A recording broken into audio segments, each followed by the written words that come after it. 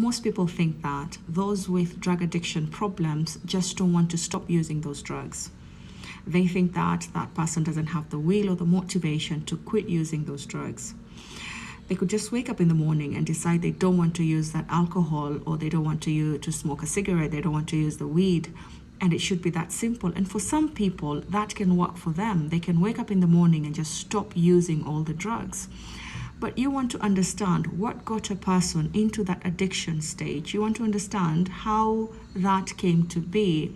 And usually when you follow back their story, you realize that it was a coping strategy. It was a wrong choice for coping strategies, but it was a coping strategy, and it allowed them to continue functioning. So the person who's smoking cigarettes may have been experiencing a lot of debilitating anxiety or social anxiety, and so the cigarette was allowing them to be able to interact with people. A person drinking alcohol, their marriage was falling apart. There were a lot of fights in the house. And so before they get to the house, they have to drink alcohol to be able to cope with the stresses, or the arguments, the disagreements in the house.